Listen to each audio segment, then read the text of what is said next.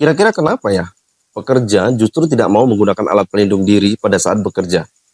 Padahal pekerja punya hak untuk menolak bekerja jika alat pelindung diri yang diwajibkan tidak ada ataupun tidak layak.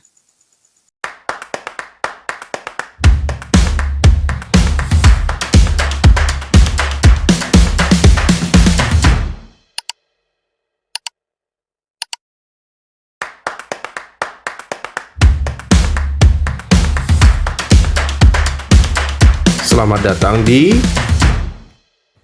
Tanya Safety. Assalamualaikum warahmatullahi wabarakatuh. Semangat pagi. Sebagai seorang pekerja, kita harus memahami hal-hal apa saja yang boleh dilakukan dan tidak boleh dilakukan di tempat kerja. Dimanapun kita bekerja, tentu ada aturan-aturan yang harus ditaati dan juga ada larangan-larangan yang harus dihindari. Tujuannya untuk keberlangsungan usaha dan juga berdampak pada keselamatan pekerja.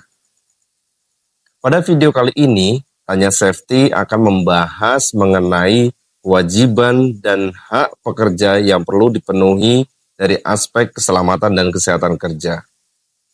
Sebelum kita lanjut, kalau sahabat safety belum subscribe, silahkan subscribe dulu channel ini untuk mendapatkan video yang update.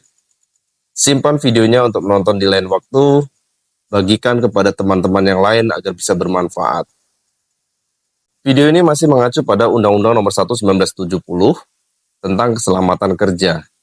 Tujuannya untuk memberikan gambaran kepada rekan-rekan yang akan memasuki dunia kerja, dan juga sebagai pengingat bagi pekerja yang sudah bergelut dengan aktivitas pekerjaan sehari-hari di tempat kerja.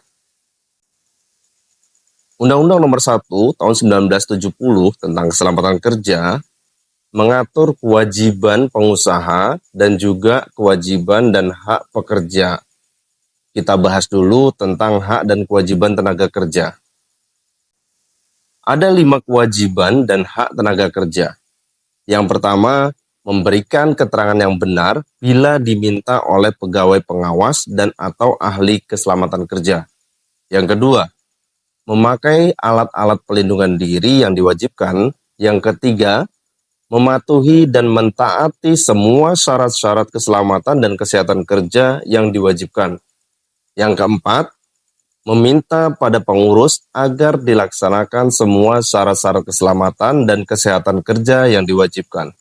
Kelima, menyatakan keberatan kerja pada pekerjaan di mana syarat-syarat keselamatan dan kesehatan kerja serta alat-alat pelindungan diri yang diwajibkan diragukan olehnya, kecuali dalam hal-hal khusus ditentukan lain oleh pegawai pengawas dalam batas-batas yang masih dapat dipertanggungjawabkan.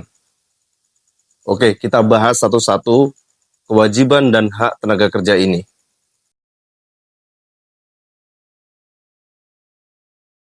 Yang pertama, memberikan keterangan yang benar bila diminta oleh pegawai pengawas dan atau ahli keselamatan kerja. Tenaga kerja punya kewajiban memberikan keterangan yang benar jika diminta oleh pegawai pengawas dan atau ahli keselamatan kerja. Siapa sebenarnya yang dimaksud dengan pegawai pengawas? Pegawai pengawas adalah pegawai teknis berkeahlian khusus dari Departemen Tenaga Kerja. Berarti ini dari pemerintah, dari Departemen Tenaga Kerja, dari Kementerian Ketenagakerjaan. Kemudian siapa sebenarnya ahli keselamatan kerja? Ahli keselamatan kerja adalah tenaga teknis berkeahlian khusus dari luar Departemen Tenaga Kerja yang ditunjuk oleh Menteri Tenaga Kerja untuk mengawasi ditaatinya undang-undang ini. Kalau yang ini, itu berarti dari perusahaan atau tempat kerja. Biasanya bagian keselamatan dan kesehatan kerja, atau orang-orang yang pernah diikutkan training ahli keselamatan kerja. Jadi, pekerja kalau diminta keterangan wajib memberikan keterangan yang benar. Misal, saat ada inspeksi yang dilakukan oleh pegawai pengawas atau ahli keselamatan kerja, berikan keterangan yang benar, jangan ada yang ditutup-tutupi. Contoh lainnya, pada saat dimintai keterangan pada proses pemeriksaan kecelakaan. Pekerja diwajibkan memberikan keterangan yang benar sehingga penyebab kecelakaan benar-benar bisa diketahui. Hal ini bertujuan untuk menentukan rekomendasi hasil pemeriksaan kecelakaan.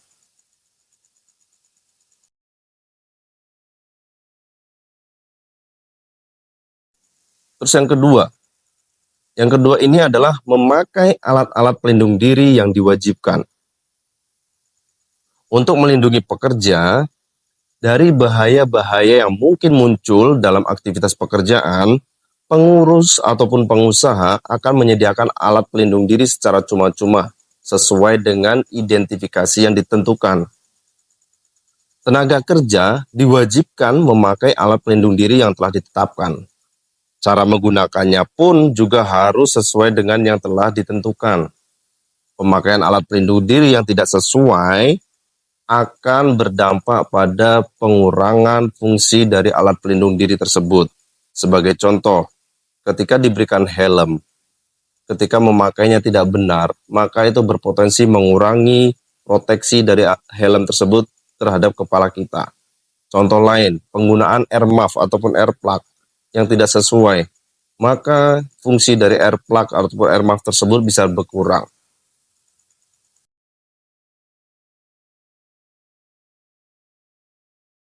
Kemudian yang ketiga, memenuhi dan menaati semua syarat-syarat keselamatan dan kesehatan kerja yang diwajibkan. Peraturan-peraturan yang dibuat dalam bentuk prosedur kerja, rambu-rambu, memorandum, ataupun syarat-syarat keselamatan dan kesehatan kerja harus ditaati dan dipenuhi. Misal, suatu pekerjaan memerlukan izin kerja khusus, maka harus kita lakukan membuat izin kerja khusus sebelum pekerjaan itu dimulai. Hal-hal lain yang termasuk syarat-syarat keselamatan kerja itu juga diatur dalam bab 3 Undang-Undang Nomor 1 Tahun 1970 yang sedang kita bahas ini.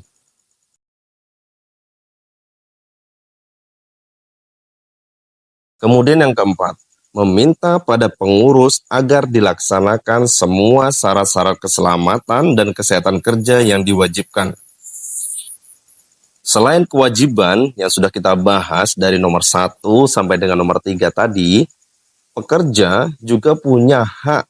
Salah satunya adalah meminta pengurus agar melaksanakan syarat keselamatan dan kesehatan kerja. Apa saja syaratnya? Sebenarnya ini tergambar juga di bab 3 pada Undang-Undang Nomor 1 Tahun 1970 tentang keselamatan kerja. Seperti pengelolaan ergonomi, pengelolaan kebersihan tempat kerja, pencegahan kecelakaan, pencegahan kebakaran, dan juga peledakan. Kemudian termasuk diantaranya adalah pemeriksaan kesehatan dan juga pelatihan.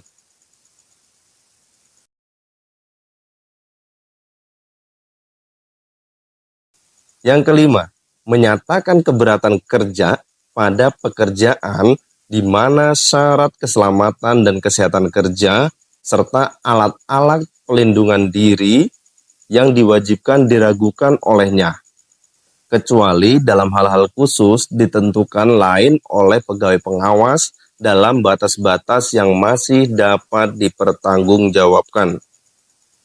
Kalau kita lihat pada nomor 5 ini, sebenarnya pekerja itu punya hak untuk menolak bekerja jika syarat-syarat keselamatan dan juga alat pelindung diri yang diwajibkan tidak disediakan atau kondisinya tidak layak. Tentu hal ini harus benar-benar dipastikan dan juga dikomunikasikan oleh pekerja dan juga oleh ahli K3 maupun pengurus, sehingga kondisinya benar-benar diyakini itu diragukan kualitasnya atau kelayakannya. Kira-kira kenapa ya pekerja justru tidak mau menggunakan alat pelindung diri pada saat bekerja? Padahal pekerja punya hak untuk menolak bekerja jika alat pelindung diri yang diwajibkan tidak ada ataupun tidak layak. Coba kasih pendapat di kolom komentar ya. Cukup sekian pembahasan mengenai kewajiban dan hak tenaga kerja. Semoga bisa memberikan tambahan wawasan untuk sahabat safety semuanya. Jangan lupa like, komen, subscribe, dan juga bagikan kepada safety officer yang lainnya. Semoga menambah manfaat. Kalau ada masukan tema apa yang mau dibahas, silahkan komen ya. Coba aja kita apakan dulu, tanya safety.